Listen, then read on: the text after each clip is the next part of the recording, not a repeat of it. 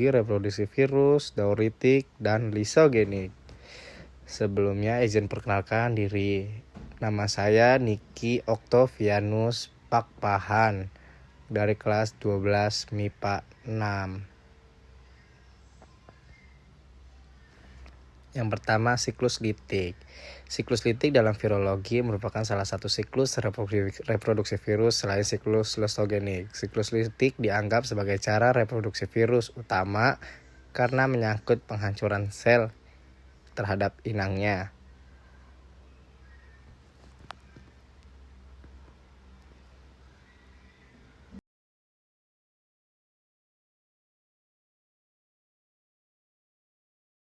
Setelah dari daur litik, kita akan tahap siklus litik. Yang pertama itu absorpsi. Absorpsi merupakan tahap penampilan dari partikel virus. Yang kedua, penetrasi. Penetrasi merupakan tahapan injeksi asam nukleus virus. Yang ketiga, replikasi. Pada tahap replikasi terjadi penduplikanan atau virus memperbanyak diri.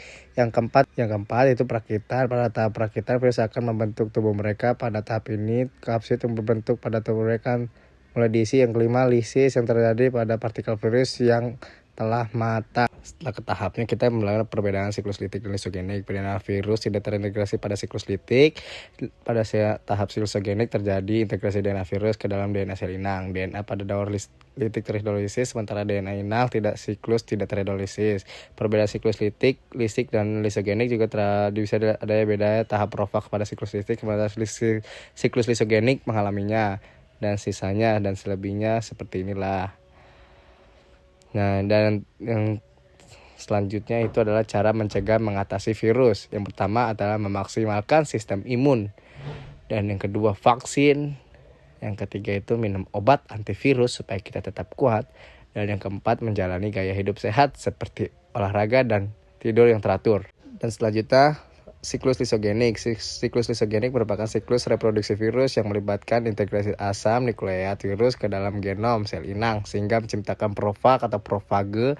Sistem kerja yang virus ini tidak dapat menghancurkan sel dalam siklus lisogenika akan terus hidup dan bereproduksi secara normal. Sementara itu, materi genetik di lebih ringkasnya, siklus lisogenik mengalami tahapan yang hampir sama dengan siklus litik. Perbedaannya terletak dan pada caranya dan menyisipkan dirinya.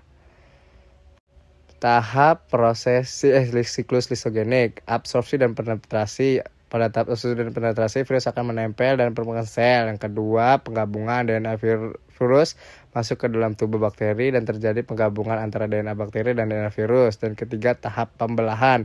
DNA virus yang telah tersambung dalam DNA bakteri membuat DNA virus tidak dapat bergerak.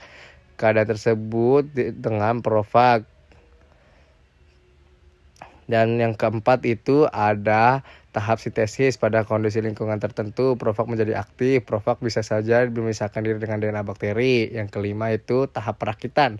Pada tahap perakitan, kapsid virus utuh sebagai selubung virus. Setelah kapsid virus utuh, maka akan diisi dengan DNA hasil replikasi. Yang kelima, tahap lisis.